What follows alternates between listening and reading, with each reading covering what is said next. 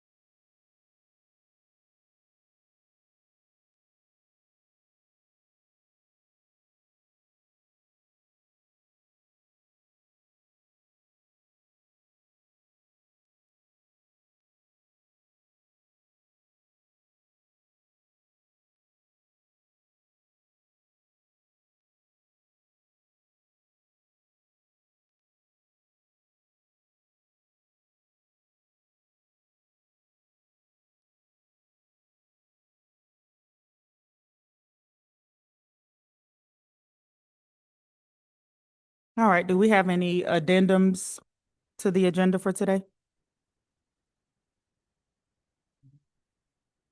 Thank you. Yes. Do you have motion, please? Okay, go ahead. Like to make a motion, please, to add under item 4 as 4A, update from Ms. Christy Jordan, President CEO of Southeast Georgia Health Systems. And add as item number 13, consider for approval 2 purchase agreements to acquire property for the purposes of Martin Luther King Jr. Boulevard and L Street intersection project.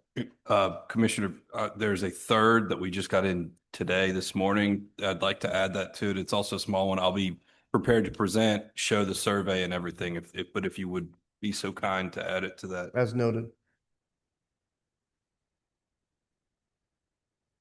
Thank you. That's it. All right, so if I can get a motion and a second to approve the December 17th agenda. Second.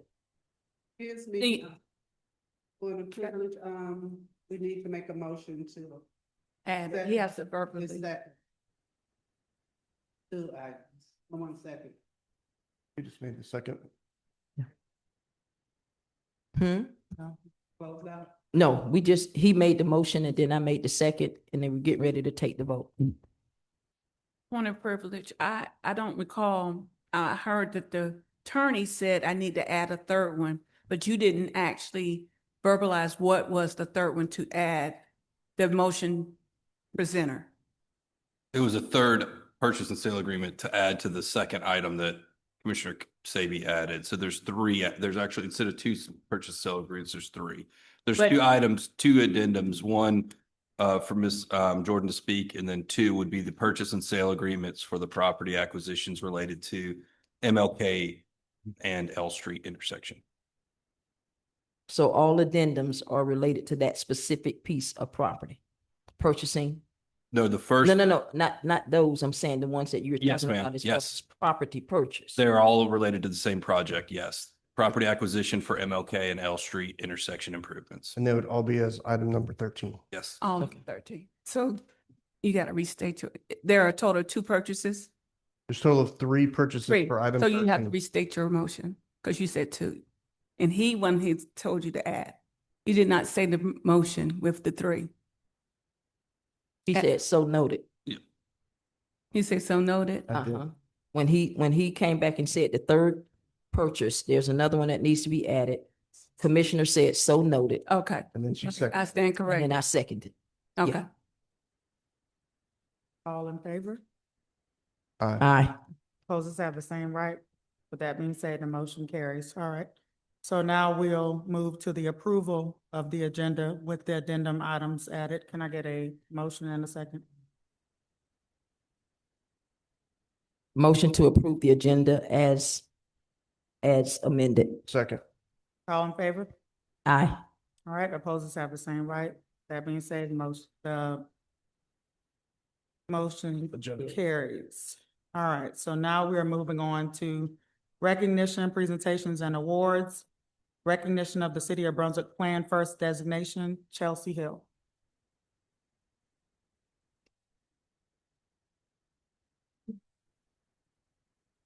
Good evening, everyone. I'm going to introduce Mr. Daniel, and he's going to give you guys a nice presentation on the plan first. Good evening, Commission. It's so good to be with you all today. My name is Daniel Gaddis. I'm the Outreach and Education Coordinator with the Georgia Department of Community Affairs. And on behalf of the Department of Community Affairs and Commissioner Christopher Nunn, we want to say congratulations to the City of Brunswick for receiving the Plan First designation, making your local government one of only 14 governments in the state of Georgia to achieve this designation for the 26 through 28 timeframe. Additionally, Brunswick is now the first coastal community since Liberty County several years ago to achieve this designation. This application period was particularly competitive as we received 22 applications with over 50 local governments around the state checking their eligibility. This Plan First designation will last for 3 years, and it recognizes the hard work of successful comprehensive plan implementation and acknowledges your community's commitment to identifying opportunities and setting goals to move the City of Brunswick forward. Since the Plan First program's inception in the year 2015, the Department of Community Affairs has established a way of highlighting exemplary communities' work on implementing their comp plan while effectively engaging their public.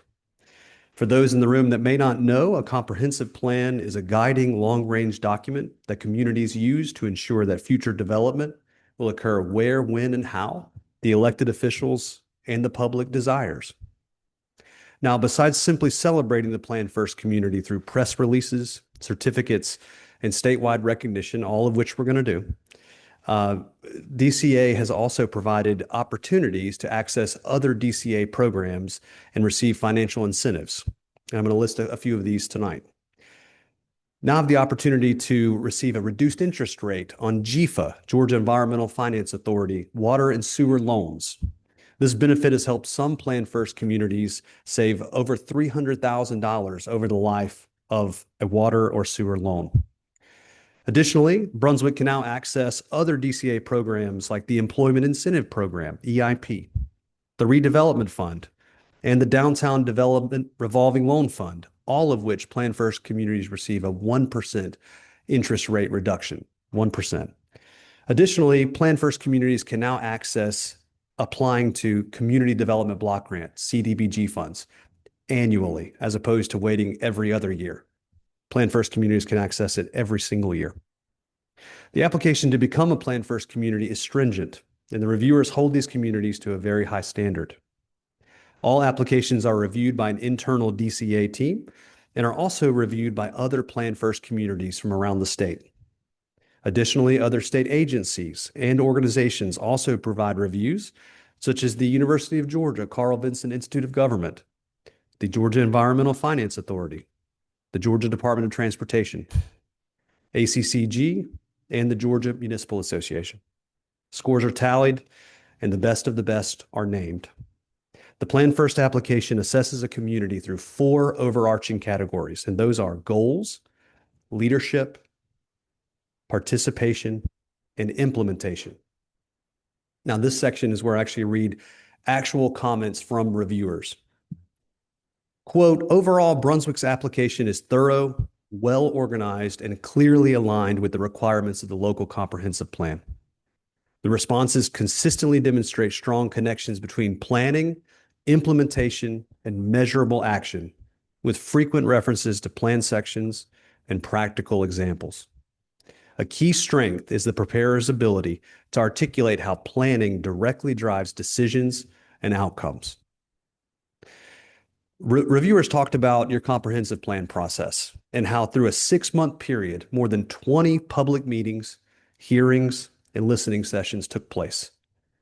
What was gained from that extensive comprehensive planning process were goals to see safer neighborhoods, affordable housing, better transportation, flood prevention, revitalized parks, and protecting Brunswick's unique character.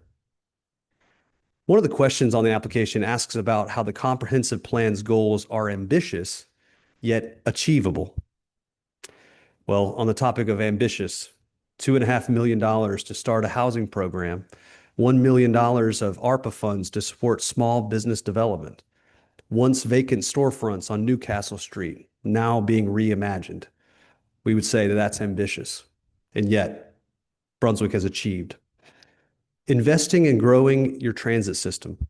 Quote, this level of forward-looking investments are rare in communities of this size. Achievable, backed by strong leadership, clear community support, and smart planning. Reviewers were also impressed by your planning commissioners attending training, as that group of appointed bodies typically don't attend training at the same rates as other elected officials.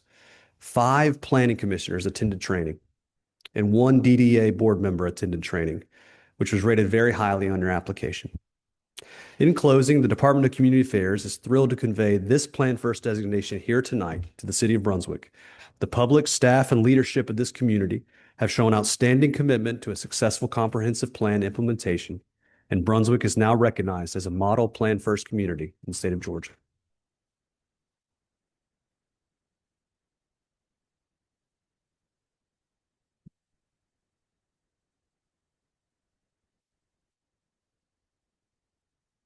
Commission, I have a certificate to hand whomever and some staff. Commission, I'd just like to make a comment before we take the picture. Just to thank John Hunter, Chelsea Hill, Matthew Hill, a lot of people, Garo Alverson, who Chelsea led the charge on this, but there was a lot of information that was put in. And as he stated, our master plan for stormwater, our RSV plan, VP plan, our comprehensive plan, all of those things were collectively presented in the application. And that, I think, gave us what we needed in order to get this designation. So I'm very proud of the hard work of the staff and just wanted to congratulate them on their efforts. Thank you.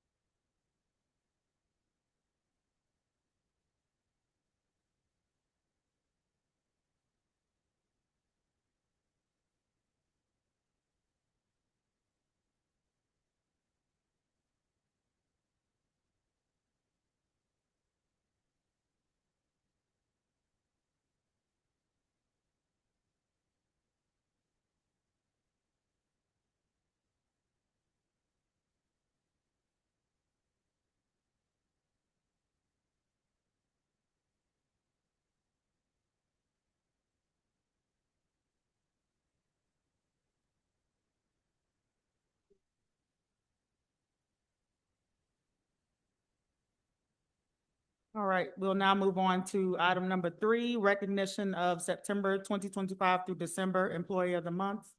As I call you up here, if you can just come to the front. We have Gracie Jordan for the month of September. She can't be here with us this evening, but I'll make sure that she gets this certificate.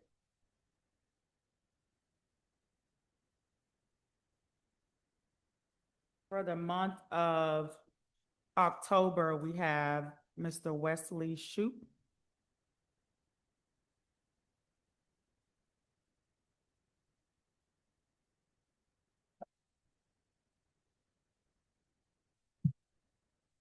For the month of November, we have Mario Ferrera.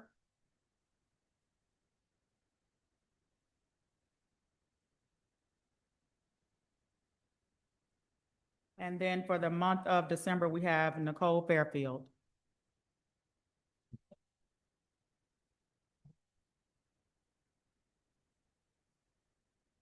And I'll just like to read this before I come down for a photo. The Mayor and Commission, thank you for your outstanding performance, service, hard work, and dedication. And we recognize you for all the work that you do here for the city of Brunswick.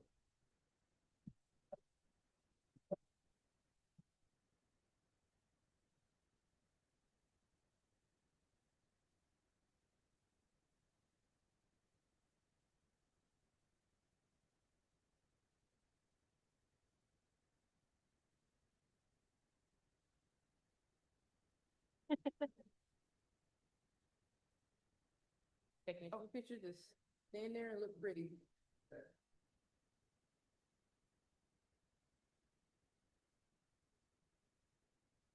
All right.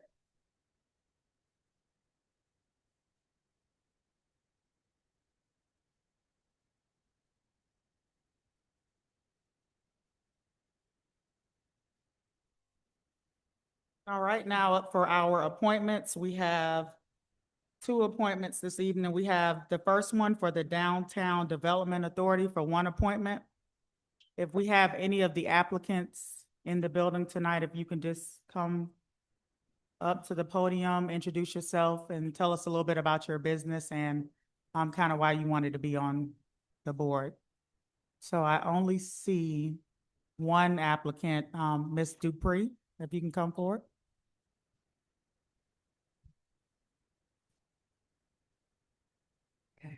Hello, my name is Aretha Dupree. I just moved here in 2012. Well, it feels like I just moved here. I came here to teach cosmetology at Altamaha Technical College. Now it's Coastal Pines. So I wanted to take the students to the next level. So I opened a business and it's on Norwich Street. It's called the Salon Suites. So we have 7 suites and we have 7 business owners that run their own business out of one building. I'm also a realtor for Smith Family Homes, and let me see, I was kind of nervous. And I appreciate the opportunity to serve and to be considered to serve on the board. And thank you. Thank you. All right, so for the position to fill for the Downtown Development Authority, we had 3 applicants. The first applicant, we had William Palancio, we had Judith Romero, and then we had Miss Aretha Dupree to fill one vacant position to replace Miss Shamika Sorrells. That expires on June the 1st, 2029.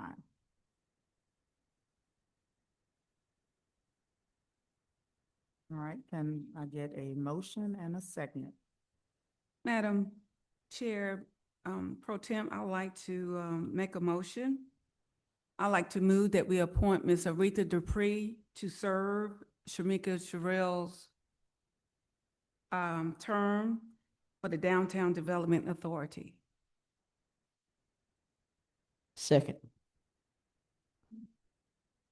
All right, so we have a first and a second. All in favor of appointing Ms. Aretha Dupree to fill the space of Ms. Sorrells with the term expiring on June the 1st, 2029, please raise your right hand. Aye. Aye. Aye. All right. Opposers have the same right. With that being said, the motion carries. And welcome to the Downtown Development Board, Ms. Dupree.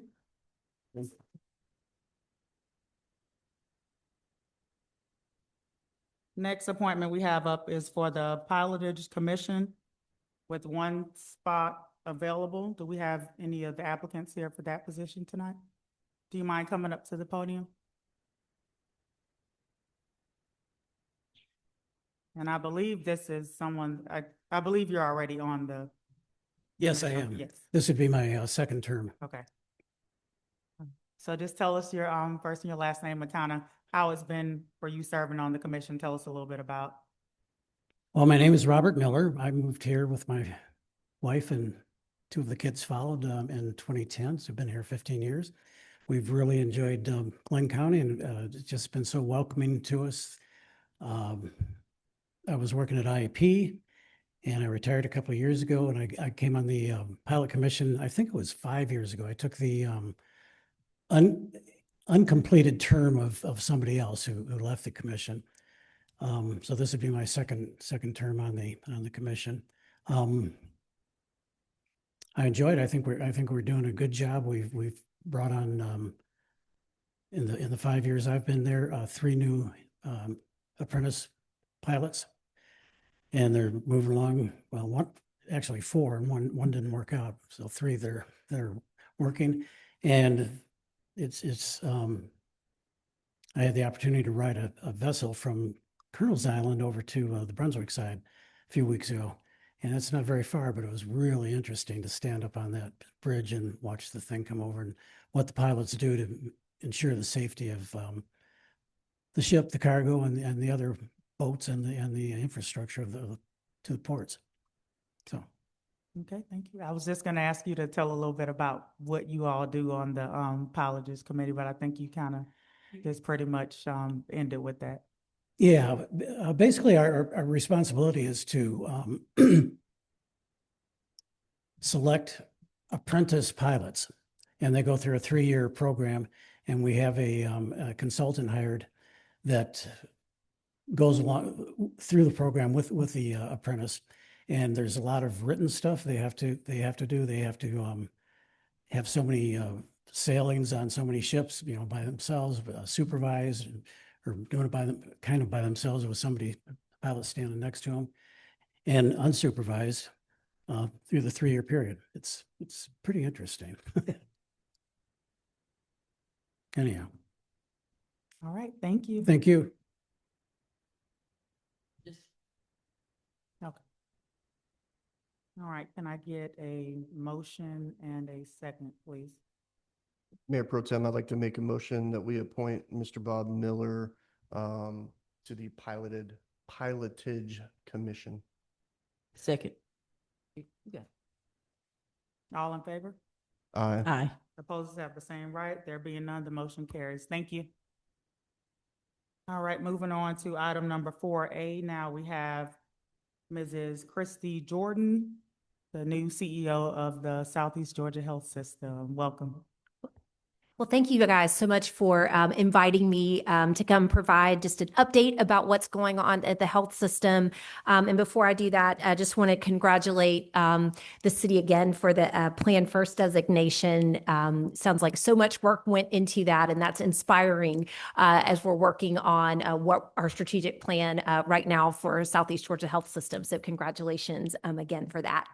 Like you mentioned, I'm Christy Jordan, the president and CEO for the health system, and I have been in that role since June 1st of this year, but have been at the health system for almost 14 years in a variety of roles. I was the chief legal officer and the chief operating officer, and have been excited to jump into the CEO role.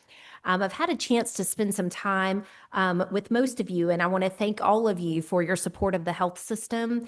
And what I wanted to do tonight was just to update you on some key things going on, and to also invite both you all for the organizations that you may be part of, as well as others that are here to participate in some community events we're going to be having to get to know more about the health system and what we're doing, and also some really important insurance updates and things we're going to be doing to really help the community, as we know there's changes coming over the next several months. So I want to make sure that we're providing a lot of information to the community for that.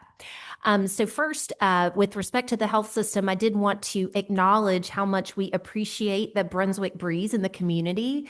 We have seen a number of our team members and our patients both coming and going from the health system. So that's been a huge hit, and just want to acknowledge that and thank you all for that service.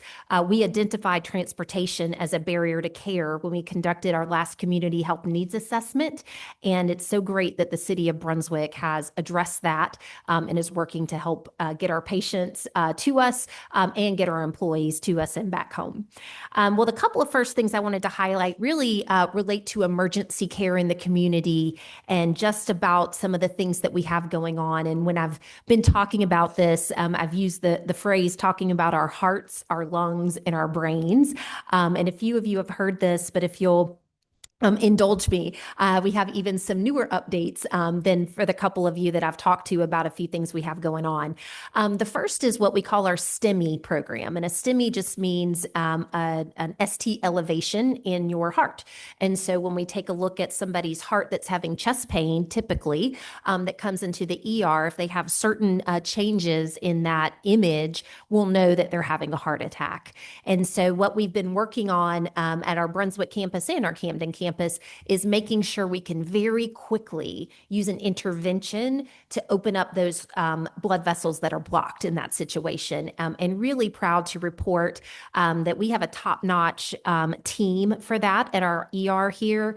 And we've actually, the standard you strive to get to is 90 minutes from the time someone walks in until there is a balloon in their heart and it's opened. And we've got that down now below 60 minutes. And so super proud of that and just want the community to know that we're ready in the unfortunate event we have to get into that situation with the heart attacks that happen to us. And we'll talk in a moment about ways we want to help work with the community to prevent some of those too. The second is stroke. And just as a reminder, we're in a part of the country here that's considered the stroke belt. And that's because we have more strokes per percent of our population than the rest of the country. And so in part because of that, we've worked to be a certified stroke center here, advanced stroke center at our Brunswick campus and a primary stroke center at our Camden campus. And what that means, guys, is if someone shows up having confusion and a typical symptoms of a stroke, we're actually able to use very advanced equipment to take a look at the brain.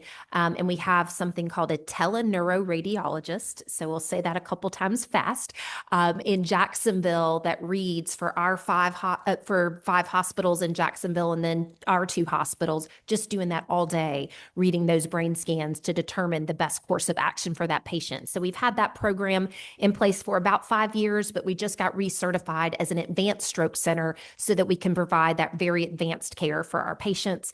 And finally, lungs. And I mentioned that because blood clots, pulmonary embolisms have become much more common in the last couple of years. Part of it's our aging population. Part of it is sometimes we sit a little more than we wish we would have, and that can lead more to blood clots.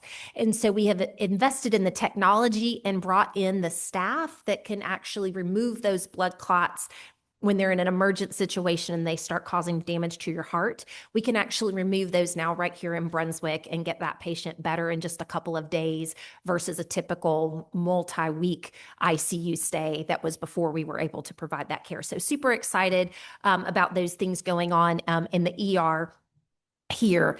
We're also working to make sure we have the right set of specialists here to help prevent all those things that I talked about. I'd love to be able to come and say, guys, we don't need any of that anymore because we don't have anybody having strokes, heart attacks, or pulmonary embolisms. So to do that, we've been investing in endocrinology, and that's for our diabetics in particular, and that has been a huge need in the area. We have shorter wait times now in Brunswick than you have in Savannah and Jacksonville, now that we've brought in more support for endocrinology, because we really want to make sure our patients with diabetes and other endocrinology issues have the physician care they need.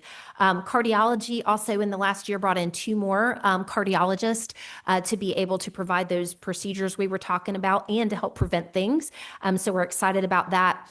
Also in neurology, have brought in 2 new neurologists, again, because there's been such a need for neurology in our community. And then also pulmonologists for our folks that have asthma and COPD, all of those lung conditions. We found we need more and more folks that can care for that. Also wanted to tell you a little bit about our physician residency program. We're super excited about this. We've been working on it for 5 years, and it's just come to full fruition. And what's happened is we're taking medical students who have finished medical school but need to do that 3 more years in residency. And just starting in July of this year, we opened up that residency program with 13 residents, one of which was a College of Coastal Georgia graduate who went on to Mercer Medical School. And we'll have another set of 13 that start with us next summer. And those students in the full 3 years will have 39. And what that means is we're training those physicians here. So that means there's more physicians in our community. And it also means that we have more folks that are likely to stay here and to be able to support a lot of the things that we talked about, that primary care and other things we do, and those physicians will be able to support that. Also just wanted to mention our partnerships locally with the College of Coastal Georgia. We've been able to partner to increase the number of nursing faculty they have. And by doing that, that's helped us graduate more nurses. And so we were super excited about that. We've had 42 nurse residents just this year, and those are brand new nurses who are going through a comprehensive 6-month program with us post-graduation, who will have great jobs and be able to work right here in Glenn County. So we're excited about that. Also just wanted to mention our commitment to being an employer of choice. We've got over 2,700 employees, and 2,000 of them are here in Glenn County. And so we've really been looking for growth opportunities for our team members. And so today, for example, we had our holiday meals where we celebrate the holidays and serve meals to all of our staff, and had a chance to meet with a number of new folks that have worked from our transport, that are patient transports, into our CNA program, so our certified nursing assistants, where we're funding them now to go to nursing school. And so it's nice. So those kids can be coming, I call them kids, sometimes it's kids, but sometimes it's career changers who are starting in those programs in their 40s and 50s, which is great. So just wanted to let you guys know that we're doing that as employers. And then finally, I just wanted to, again, mention our opportunity for the community to connect with the health system. So my first 6 months, I've spent a lot of time meeting with our elected officials and with our team members, our physicians. And what I'm going to do in the next 6 months is try to get out more into the community. So again, would love with any of your organizations and organizations that the city supports would love to come just talk about what we're doing, and also invite into the health system for tours. You'll see that coming up based on some suggestions. Thank you, from some meetings we've had, just to invite people onto the campus to feel comfortable that when they do need care, they'll know what it's like and that we're here. I mentioned at the beginning that we are concerned about changes with the Affordable Care Act and with insurance coverage in our community. So we are working with our financial counselors to make sure that we are available for the community to help identify those places where there are opportunities to connect with coverage, and then are also working through some of our other partners to make sure that we're able to do that. So in closing, I just wanted to say that the health system is so proud to be part of the city of Brunswick. And I'm looking forward to continuing to work with all of you guys for the health of our community. Perfect. Thank you. Good to see you. Does anyone have any questions? No? All right, moving on to item number 5, Transit Director Hunter.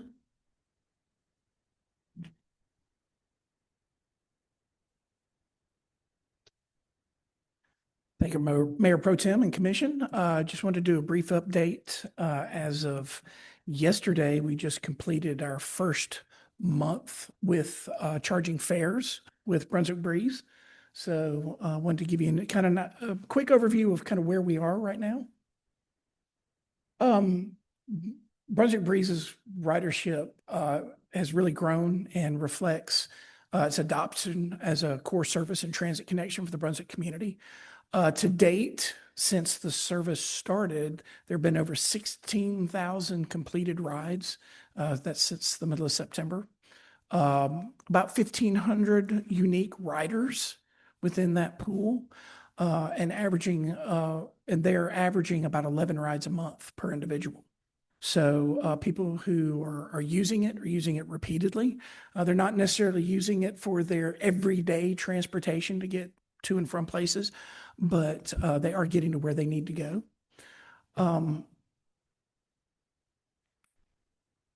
There we go.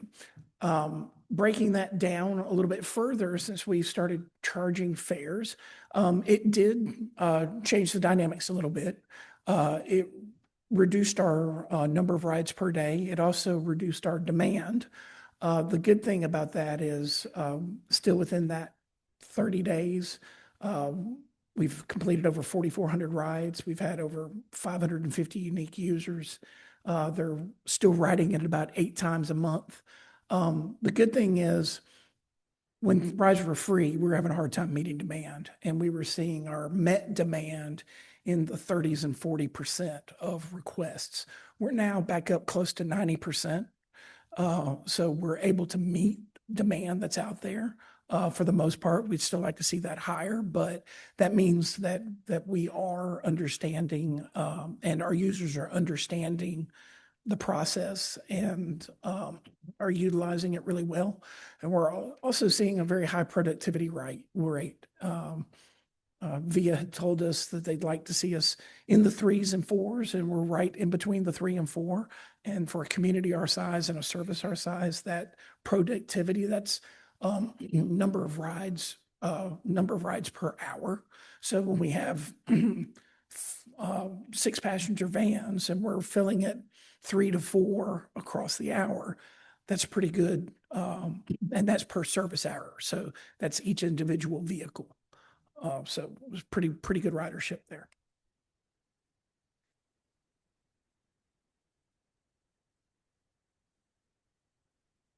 Come on, there we go. We're getting really good feedback back about the service. The average wait time is about 17 minutes. We obviously you do have complaints, but it's at a rate of 0.3% per ride. 92% of our raters have given us a 5-star rating, and we've got 539 riders who've completed 5 rides or more. It's also serving a pretty heavy service area. The circles indicate number of trips to those individual locations. So the larger the circle, the more people are going there. Our top 4 have been pretty constant throughout this whole process of Walmart, Southeast Georgia Health System, Glenn Academy, and Hopkins Homes. But you can see that our service area is covered. People are going everywhere throughout the system. The one kind of blank area up on the right-hand corner is actually the FLETC campus. And while that's in our service zone, it's designed to only go to the gate. So you don't see any service really up in there. But on the edges, you do see the people that are going to the gate and are even utilizing getting to and from FLETC and up to the airport as well. We've been starting to gather a little bit of data about who our users are. VIA, our service provider, did do a small survey. They had 72 respondents at the beginning of the month.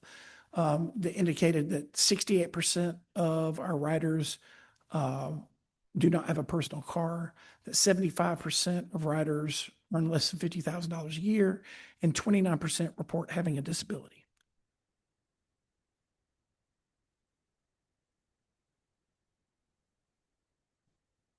All right. We've also been getting great feedback. So our riders are leaving feedback with us, telling us the things that is helping them with, as well as how they enjoy the service. We're getting a lot of compliments with our ADA abilities, as well as just the abilities to augment people's lives. And that it helps them with their daily life and what they need to do. So it's been a real pleasure seeing this come forward. We're already starting to plan and look at, now that we're getting data, even though we're only have data since September, the more we go into this process, the more data we have, and we'll understand about the system. We can start looking at next phases. We've already had some team meetings with VIA looking at next steps. So over the next few months, we'll be continually assessing everything and looking at how we can improve things, but also how we can continue to serve the community. So that's just a real quick synopsis of where we are so far. And also recognize we do have James Carter in the audience with us tonight. He's our field manager. So got the opportunity to spend some time with him, and they're doing a great job, and they are utilizing 503 Mansfield. So they have some team meetings there. They do training there. I also want to give a thanks to David Bravo and Aisha Sessions. They've kind of become our customer service arm. Handling lost and found and selling vouchers, and really have put a good face to what we're doing with transit so far. So if you've got any questions, I'm happy to answer them. If not, we can move on to further updates. I have one quick Sure thing. question, Director Hunter. I love that, it's kind of based out of 503 Mansfield. Is there any need for any additional signage there? Have we heard customers having a hard time maybe finding the office? No, but I think that's a good idea. I think something we can add to the signage on site that pretty inexpensively, and just make sure that people know that that's where they need to go. That's a quick fix. I just had a couple of questions, or probably observations. So when you showed the map of the ridership, or the places that people are wanting to go. So I'm going to always ask this question about partnerships. So if are we pursuing any partnerships, perhaps with Walmart, perhaps with Flexi, perhaps with the others, with the hospital? So that's something we'll be hitting on after the first of the year. Having the data in place and understanding where people are going is a big component of that, and who the users are. So yes, that is something that will be coming soon. Awesome. Okay. And so then I also like the collection of the data. And so I think that's information that we can use beyond just the transit system, that even in other areas, the economics of this and the establishment of those economics, when you're talking about the 65%, you're talking about some of the other percentages that were reflected. And it kind of gives us an understanding. I mean, Hockin Homes, you got a large ridership that's coming out of housing. Yep. And so housing as a partner, let me throw that at the ED while he's sitting right there. But so those things and the economics of those things, and how we're using that collected data information economically to make decisions at other levels. Yep. And in other areas. Yeah, it'll definitely help. And even it'll cross over into the housing program and some of the other things we're doing, just because it's real on the ground, observable data that you don't necessarily pick up in the broader strokes, like census data and things that we use to analyze what life is like in our community. So Right. it is really good info. I love it. Thank you.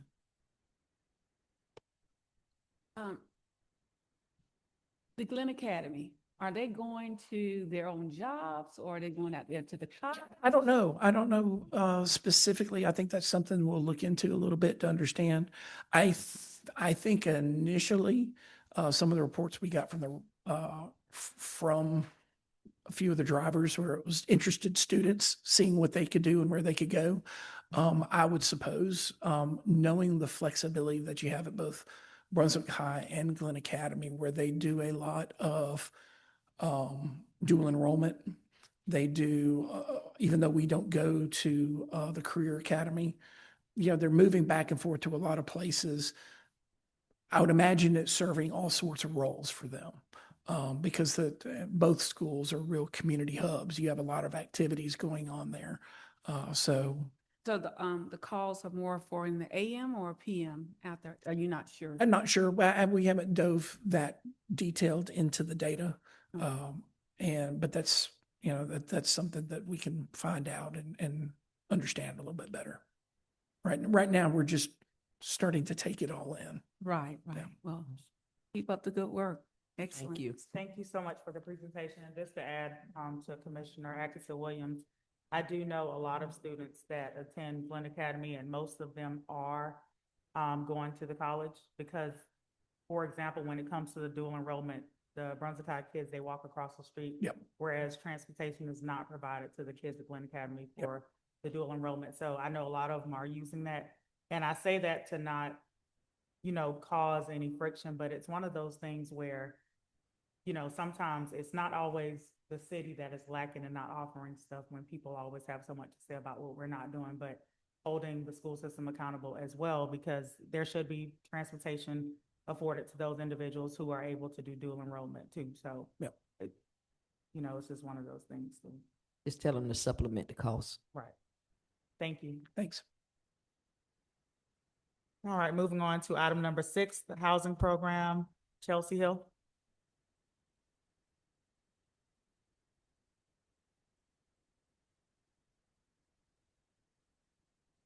Good evening. Thank you, guys.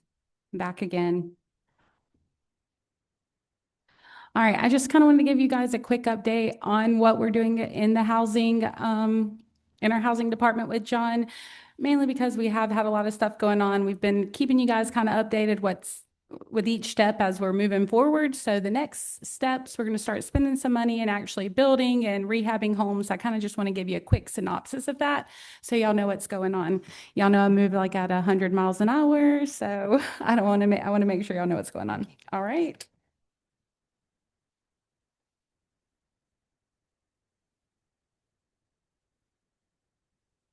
Where did you point it, John? Okay. Okay. So really, I wanted to let you guys know, we did do an RFQ process to, reach out to local contractors and bring them in. We did follow the same guidelines that our Public Works and CDBG, follows when they go through the RFQ process, just made it more simple, more streamlined. And it also helped us target a lot of local contractors, which is really cool. And that was really the point of it, finding out who wants to build locally and who wants to partner with us and build affordable housing at the same time. And the home buyers workshop, it's a really big, I guess, important piece to what we're about to do. It's going to really be the, the funnel that will help us bring people into the homes that we're going to build, sell them to the individuals that we're targeting in our home buyers class. And that gives us the opportunity to match individuals with the homes, with the lots, depending on size and, what we have to offer them. And as well as understanding what they can truly afford and what we give them to that for. And through the process, it will have some deed restrictions on the things that we're doing as we go through that process, but it'll allow someone to buy a home very close to cost, and they're coming in with equity in these homes. And it's individuals that have been going through our workshop. Right now at 9 months, we've really tightened it up, and they have a contract they have to sign, a checklist, and so forth. So we really understand what these individuals can afford and how they're going to take care of it. So we're excited about that, or I definitely am. Oops, okay. Oops. So they might hate me. I put all their pictures on there. We'll talk about that in a minute. But so again, we had 9 contractors respond to the RFQ. And I think that's really awesome. I really did not expect that. I thought it was going to be 2 or 3 of the same individuals that we've been speaking with. But with John and, the other individuals that are working on this, we really hit the streets, met people, pulled building permits, went on site, looked at things, and just met people and told them what we're doing, all types of builders in our area. So I think that helped as well. We did review their licensings, insurance, and making sure they're all qualified. And as we've chosen them, we did put them on an approved list, so it's just easier to pick through them. Me and this clicker don't get along.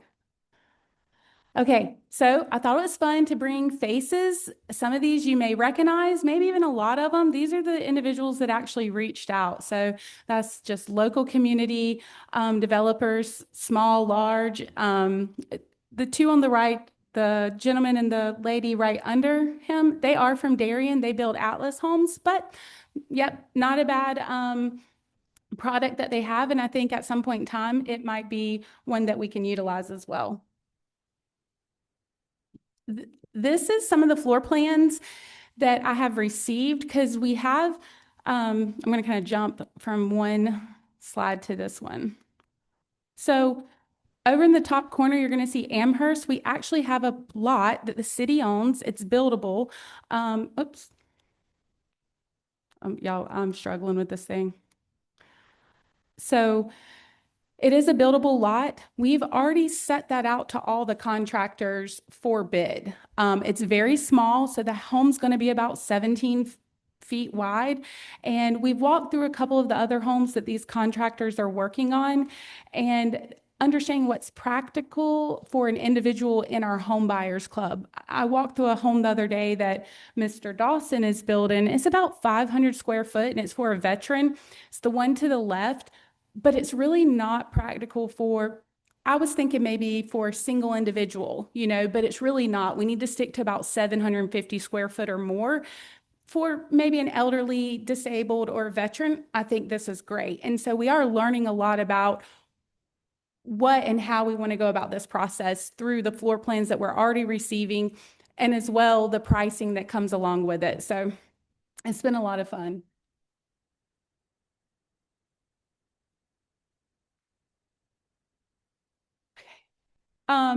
So, oh my goodness.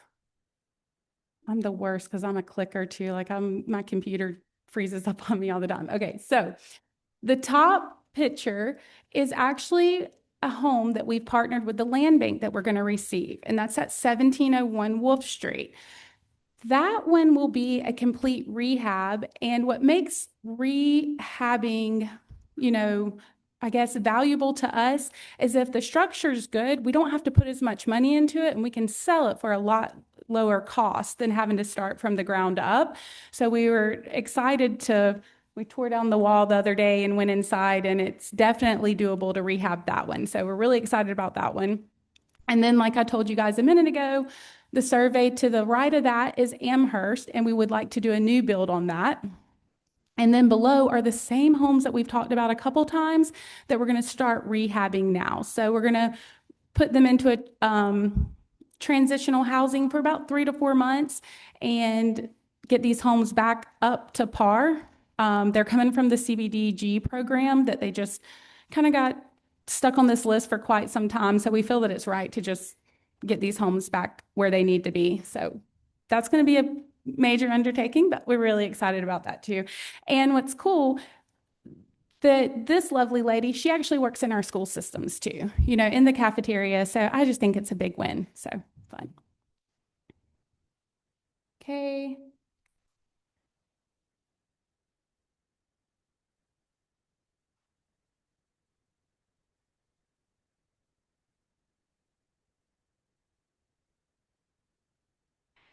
They have central air and heat, but it's not working. So we will redo or upgrade their central heating air. And actually, it's leaking really bad. So that's why they've kind of cut it off for right now. And it's caused secondary damage in this home. But yes, if they have electrical will come up to code, everything will come back up to code. So that's.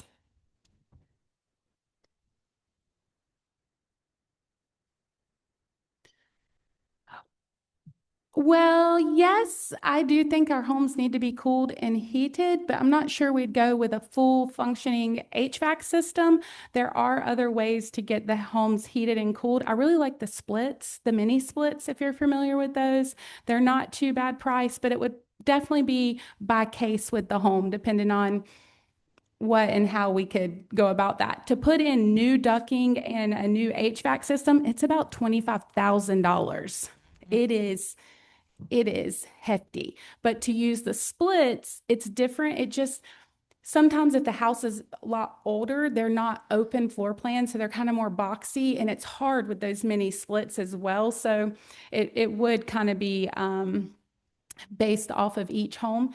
And John was telling me about some heating. I have a lady that's applied for the CHIP grant, and she doesn't have central heat and air, and she doesn't want it, but she has some kind of heating, like a gas, or you were saying, that's pumped into the house. Anyways, regardless, there's a couple ways we'd go about it, but we would make sure, especially heated. I'm not sure as much as cooled, but heating, you do want to heat the houses. But she doesn't want it, so I had to get that cleared through the state. Is that okay? Oh gosh, I know. It skips my housing. So Homebuyers Workshop. This is probably one of my favorite things that I do each month, is really working with these individuals and seeing people show up every single month. I have a good solid, I'd say 6 to 9 individuals that have come almost every single month. They call me on the phone now, they email me. I feel like that's what it starts to make those lifestyle changes, to really prepare yourself to purchase a home. And it makes it even more special that if we can partner with the land bank or other entities to acquire property or land to be able to build on these at affordable and be able to transition, a lot of these individuals would come out of public housing. And I think that is so powerful. So it's really fun. And right now I have 3 individuals that are ready to buy.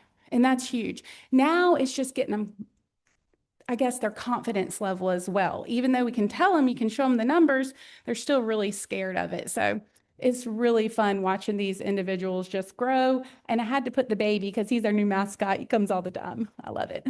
But we've all become a really big family. And that's what it takes when you're talking about, home buying, is they have to feel comfortable and they have to, trust us. So we are partnering with actually DCA. They're going to come talk about the Georgia Dream and the first time home buyers program, because there's not one glove fits everybody. So we're trying to bring in all resources. We've reached out to Totally Free as well. We know they host some of those classes too. So if individuals want to get those certificates, they can go over there and go to class with them. We have a realtor who comes now who's offered to take her fee off. So we only have to pay the broker, if they want to buy a house that way. So it's kind of nice building the relationships with our home buyers workshop. And I have to give a big shout out to Chris. He's been right beside us the whole time. So I really appreciate that. And that, with him sending it out to his group and kind of making it a requirement for some of them to come in, has really helped build that class up as well. So honestly, I have to give him a huge shout out, because I'm not quite sure we'd have as many individuals coming if we did not have that pipeline from the Brunswick Housing Authority. So thank you, Chris. And Miss Sherry, she's with Citi. She comes down every month from Jacksonville. And we did meet with a couple local banks. She was local with us at first with Synovus, and she switched over to Citi, but she stayed strong with us, and we appreciate that as well. So anyways, really just kind of letting you know the next steps are we're trying to keep this as transparent and consistent for everybody, you guys and our community, because we know it's a big deal. And as well, we're going to pick a contractor. We're going to start building. We're going to start rehabbing. So if you guys have any questions, concerns, people start reaching out, please send them my way or help me vet whatever we need to keep just a positive outlook on what we're doing, and that perception that, hey, we are out here doing the best we can for you guys, so that's what we're doing. So I just want to tell y'all. Any questions? I have one quick question, Chelsea. On the RFQ, so did the prospective builders submit like a price per square footage for the quote, or I guess because we have so many different potential floor plans and rehab and all that stuff. So I guess I'm just trying to figure out how we compared. They did. That was the number one question. Everybody was very up in arms about that because of how prices change, but we did hold them to that and ask them to send us something. So every single one sent in just a price per square footage, a range, and we understand that can change, but yeah, we did. Literally the same exact way CBDG and our Public Works does their procurement. Okay. And I did make y'all one hand page, kind of just sums all this stuff up. So if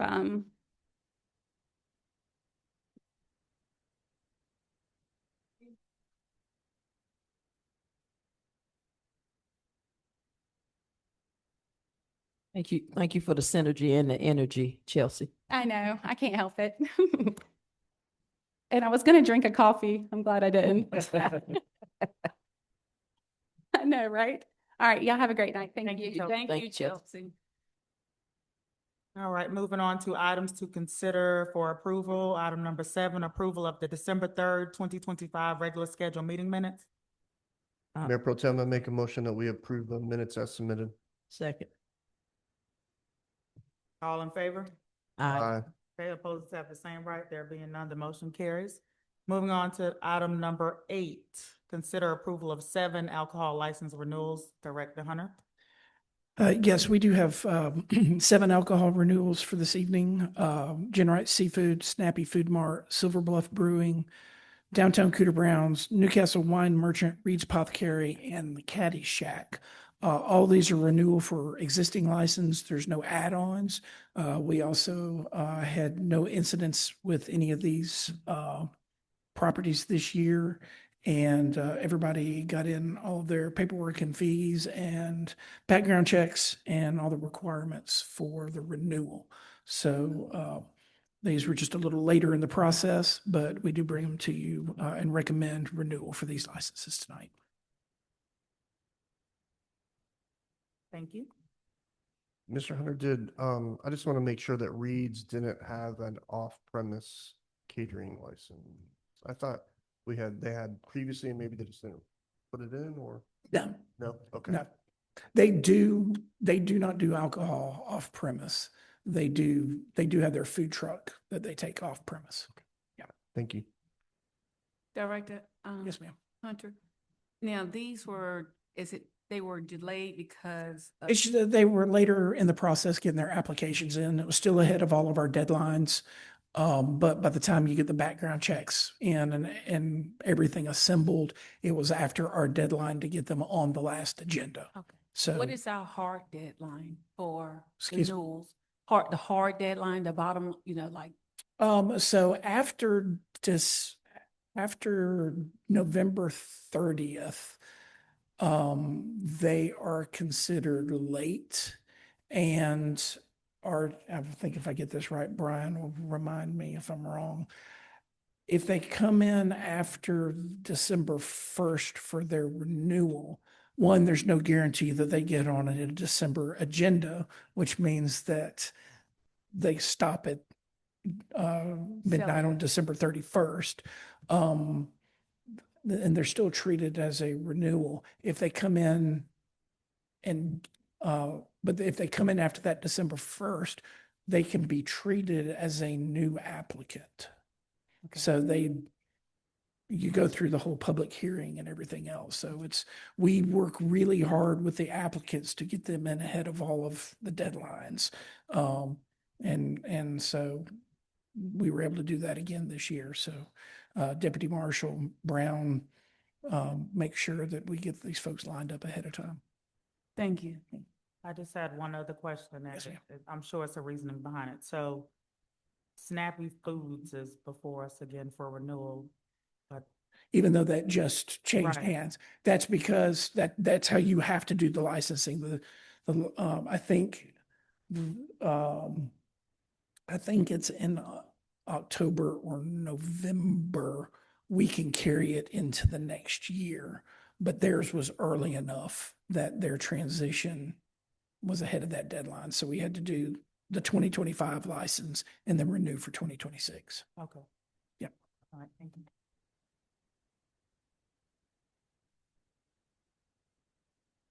Need to do it all together. Yeah, it should be. Just Okay. they all renewals. Okay. Not pulling anything.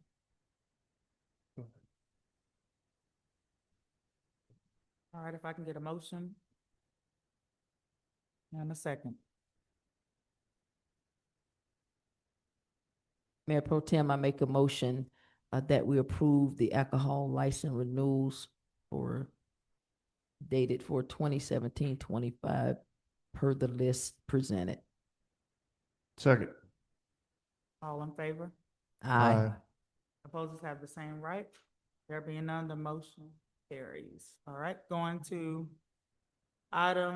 city attorney items, item number 9, discussion amendment of the mixed-use city core historic much zoning ordinance to provide waiver procedures. I'm actually going to share my screen because I have a red line version of the changes. I don't believe you have them in your packet, but they were born out of the Planning and Appeals Commission. John and I attended with John. So give me one moment and I will share.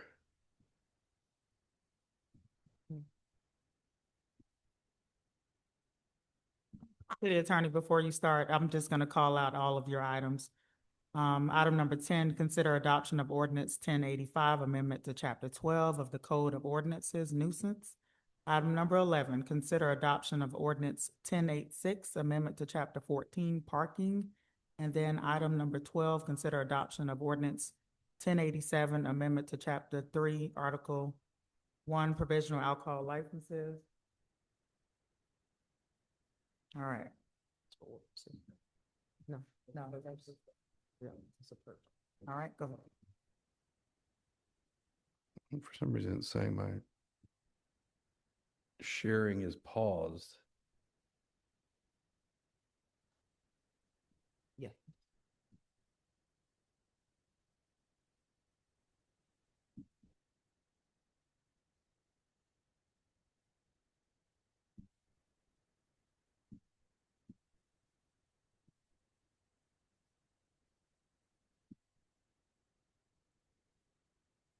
Oop, let me try again. Sorry.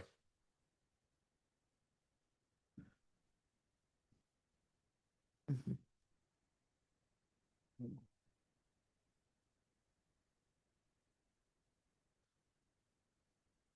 Screen sharing is paused.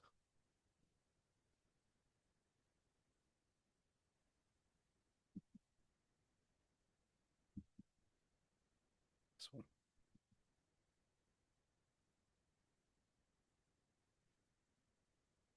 Oh, wait, I think I know what it is. There we go. Okay, sorry. I got too many things open on my laptop. Okay. Again, this could be a first reading tonight, actually, but this is for discussion only. After some comments by the city commission, I attended the planning and appeals meeting with John, and we were able to discuss with that board just some of their thoughts as well, as we went through. And I think they had heard a little bit of the discussion from the city commission meeting. So they made the following changes, and you can see them redlined in this section there. Under definitions, they wanted to see that rather than it just says the development that is seeking the waiver contributes positively to the overall city objectives. They wanted to tie it into something more concrete. So they added that the development contributes positively to the overall City of Brunswick comprehensive plan, which makes sense. We can tie it back. And I think it adds additional sort of structure as you consider those waiver requirements or waiver requests to say, hey, there's another document here we can base this on and see if that it actually fits into what we've deemed to be the future of the development in the city of Brunswick. The other item that they looked at was conditions of approval. And we talked a good bit about this prior to these changes. It just stated that the city commission may include conditions necessary to clarify implementation and ensure consistency with the district's stated purpose. As we had the discussion at the meeting, and I think this was a very good discussion, a very good point, we expanded the conditions of approval. So if you look at item number 1, the Planning and Appeals Commission may recommend such conditions as may be appropriate to ensure any waiver complies with the provisions of this ordinance. And then 2, we expand the city's ability, city commission's ability. The city commission may include such conditions as recommended by the Planning and Appeals Commission and any other conditions the city commission deems necessary to clarify implementation and ensure consistency with the district's stated purpose. And the reason that discussion, or the reasons for making these particular changes, was as we look to if there's larger parcels that are coming before you and asking to be rezoned to much, and also asking for a height waiver, I think there has to be a component by the Planning and Appeals Commission and the City Commission to say, we will rezone and we will consider the height waiver as approved, but we want to make sure that the height waiver only exists in these areas of whatever development you're coming forth with, so that there's some limitation that if you approve a large parcel rezoning and then say the waiver is good, we don't want it to mean the waiver, you can just put 6 stories or however long, or however tall that waiver is anywhere on that particular piece of the parcel. So, because I think it'd be important for the city to control, or at least provide guidance as maybe where they would want to see a waiver be appropriate on the parcel. Yeah, because it was something I was looking at that it gave me pause for that. So I hope that that is what's addressing that. Yeah, and I Because think I was like, it's not a blanket waiver. right. That's what we wanted to take into consideration there. And it's important to note that we, especially when John put this amendment together originally, he looked to other areas of the ordinance to help sort of guide the ideas of how we might address this waiver. So the conditions that we've now sort of expanded upon are similar to those to a conditional use, that if you're seeking out a conditional use on a piece of property, the city commission has the ability to put such conditions as, we're going to let you do this, but we want to make sure it's done right. And we want to make sure it's done within the vision of what we see as the city moves forward. And so the last item, I've moved to it as well, is at the essentially the very end after appeal, there was a discussion of resubmittal. And I used a similar kind of, again, we're looking to the other areas of our ordinance and how we treat, submissions. When a waiver is denied, the applicant, that should say may resubmit for a waiver, may not resubmit for a waiver until at least 12 months has elapsed from the date the previous application was denied or revoked, or if the decision was appealed to any court until the appeals process has followed all the way through. That's pretty standard kind of a threshold as rezoning, annexation, and alcohol licenses. We've sort of tied that to all of the resubmittals, limiting so that there's not just a continuous, okay, you denied it, I'm just going to keep trying to bring it back over and over again. So there's a bit of a cooling off period, and there's a period in which you might be, any applicant who's been denied or revoked may be able to go take some sort of curative steps or make changes to bring back. Time has elapsed. I've addressed whatever concerns were from the city commission, and I'd like to resubmit now. And I was reading something in another draft when it was saying about this is a discretionary decision, a discretionary judgment. And so discretionary, and I know that that comes in with the court matter, and the court Absolutely does. other side, that the court had some say in the appeals process, but on the front end of it, this is a discretionary decision.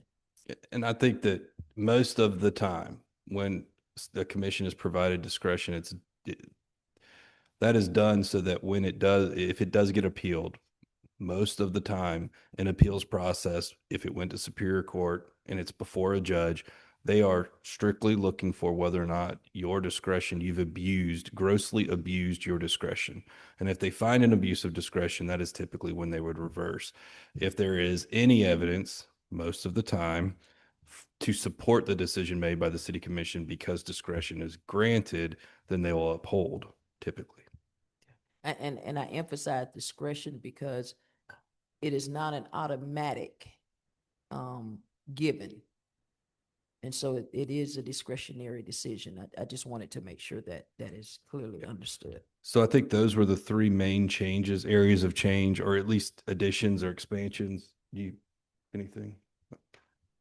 I know Ms. Collins. I don't know if this is what was born out of the Planning and Appeals Commission. And I think it tracks also with some of the areas that the city commission addressed at the last meeting. Just kind of let's make sure we flush this out. So if there are any questions or additional revisions, I do believe we can use this. This is a zoning amendment, so it will be required to have a public hearing the next time it is brought before you for approval. So You just needed the 2 readings, or we are. this would be our first reading tonight. And if you direct us to advertise, we will be happy to do that. And then we need to have a public hearing at the next, although the next city commission meeting is the first of the year. I don't know. Attorney Kirk. Yes, ma'am. Because I would like to have a copy of the red line Mhm. since we didn't receive it. And I like to move, if the commission to have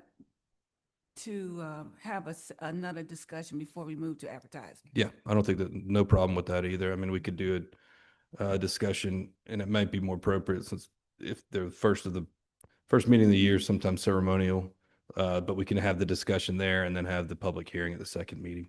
which I think is the 21st. So we can consider it discussion for today, and I can put it back on the agenda on January 7th if that's the will of the commission. Thank you. All right, and I will send out a red line copy of this one.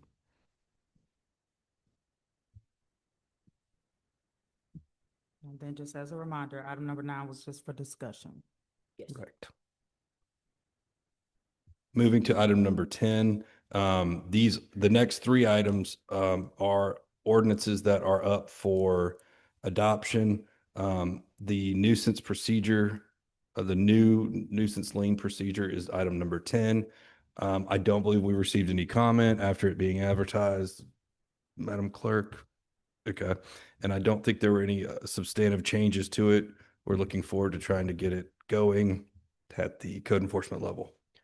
Mr. Corey, since this is the final reading for potential adoption, do we need to have a public hearing? Not on this one. This is not a zoning. Thank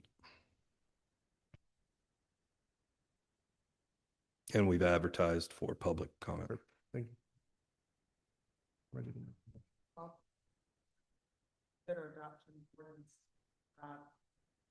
chapter 12 of the code. Madam Pro Tem, I'd like to make a motion to approve the adoption of ordinance 1085, amendment of chapter 12 Code of Ordinances under nuisance. Second. All in favor?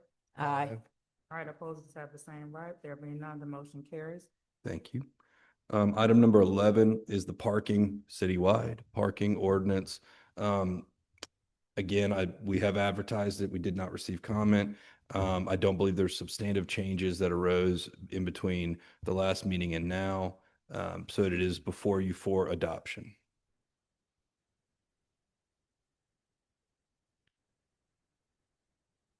All right. Or discussion, then adoption, if that's the will. No, I'm good. All right, consider adoption of ordinance 1086, amendment to chapter 14, parking. Get a motion and a second.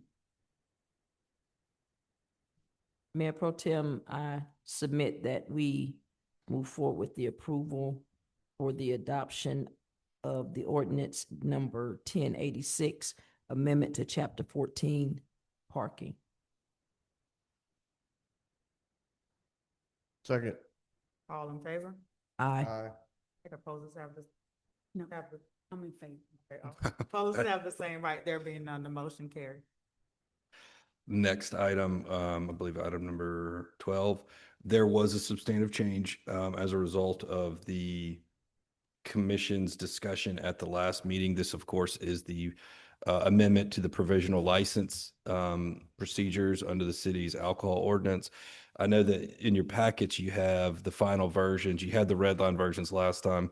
The additional language I added is if you look on page 3, excuse me, page 2, sorry. Item D, it added that documentation must be presented to the city showing that the business has, the sale of the business has closed, meaning that they've purchased the new business, and or documentation showing that they've completed the rehabilitation, restoration, or construction of the business that had been previously provisionally licensed. Does that, I hope that makes sense. So that was a addition request by Commissioner Atkinson Williams. So I added that language in there, and I believe that is the only substantive change that was added to that code. So they would need to show that there is a completed sale of a business submitted to John's office, to the deputy marshal, and then John's office would obviously be aware of rehab, the restoration work or construction. They would be there along the way. So they would know when that has been completed, but just a final step to submit so that the provisional can be converted into the final. Sorry. Which section were you in? You were in? It's on section 2D is what he's Should be referring Yep. to. the second page. Section 3-22D, it's on page 2. I misspoke earlier. I'm sorry. Okay. Towards the bottom. Yeah. And this one also has been advertised without comment and is ready for adoption, discussion and adoption if this is the will of the commission. Madam, Consider adoption of ordinance 1087, amendment to chapter 3, article 1, provisional alcohol license. Madam Pro Tem, I move that we adopt ordinance 1087, amendment to chapter 3, article 1, provisional alcohol license. Second. All in favor? Aye. Opposers have the same right. There being none, the motion carries. Moving on now to item number 13.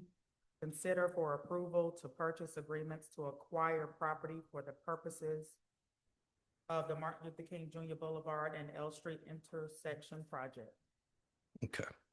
So what you have before you, and I think you may recall that in the past, in discussions for this project and the improvements and the acquisitions we'll need to have, you'd approved privately some of the appraised values for these properties. Now we are starting the acquisition process. So Garrow has been submitting the purchase and sale agreements to my office for review and consideration. I believe we need to take it through the city commission, have y'all approve these acquisitions. And tonight, I would normally say have the mayor authorized to sign, but I would ask the mayor pro tem be authorized to sign these purchase and sale agreements. But I think importantly, what I wanted to bring forward to the extent that you are interested in what we are purchasing, I wanted to add in, I don't know if you guys got the surveys on all of these, but on parcel number 2, we are acquiring this very small hatched parcel right here on the corner of Altama and Parkwood. Moving to the L Street acquisition, the next one would be the corner of Martin Luther King and L Street. You see that this corner is picked out. The triangular shape is what we would be acquiring. That is for $2,000. The first one is for $1,600. And then the last item is L Street and another corner of that Martin Luther King area. And you again see this sort of triangular piece. And that one is for $6,100. And this particular piece is actually slightly larger than the other ones. And I do think that there was signage on it that needed to be addressed. And there will need to be where the control signals, where they'll be putting control signals for the intersection.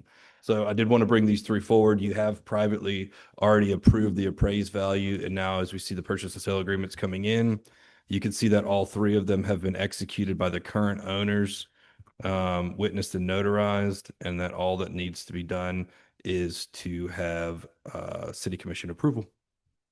All right, Attorney Corey, can you elaborate and just talk about why we're purchasing this property? Yes, and I'm sorry.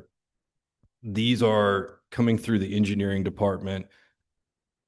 These are part of pedestrian intersection improvements that have been previously engineered. You've come already approved plans, and now we're in the acquisition phase to improve, to add, I believe, control devices, crosswalks, and widen certain portions of these intersections. And essentially, I think what Garrow would say is to just generally make them safer. So that's what is being asked. And Attorney Corey, I just want to make sure and go back because we are recording this. And so we didn't take any private votes or anything. You considered appraised values, which is subject to executive session. So I just want to make sure that that's on the record. It is, absolutely. I don't think I'd be out here saying it otherwise. So all I'm seeking is commission approval to authorize Mayor Pro Tem to execute these real estate purchase agreements. Attorney Corey, you Yes. didn't, I'm trying, when you were going through the maps, and I know the corners, but I was trying to figure out south, north, exactly. I mean. Yep. So that would be the southwest corner of the intersection of L Street and Martin Luther King. That's where the car wash. Yes. So No. I think it's actually across the street.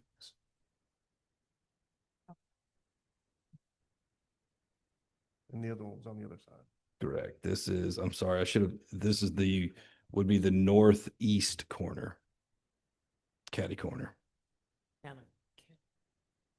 Okay, you got that. And then the third one? That's on Altama, actually. That's for the purposes of the Altama pedestrian improvements. I apologize. So that is actually Parkwood and Altama to add the additional width to do the sidewalks. And again, these are all born out of the engineering, planning, and approval by the city commission. So I can't remember the program. I wish I could. It's not Safe Streets. It might be part of our Safe Streets program too. Okay. I didn't want to misspeak, but I believe that is what all of these programs are arising out of, or projects are arising out of. Mayor Pro Tem, I'd like to make a motion that we authorize you to execute the real estate transactions for these three right-of-way acquisitions for the MLK and L Street projects. Second. All right, all in favor? Aye. The opposers have the same right. There being none, the motion carries. Is there a need for executive? There is not. There is not. Merry Christmas. That's my Christmas gift to the commission that we will not be going to executive session. All right, Merry thank you. Christmas, everyone. Yep. Christmas. Can we get a Happy motion New to Year. adjourn in a second? Motion to adjourn. Second. All in favor? Aye. Aye. All right, opposers have the same right. With that being said, motion carries and happy holidays. Nice meeting, Mayor Pro Tem. All right. Y'all have a Merry Christmas.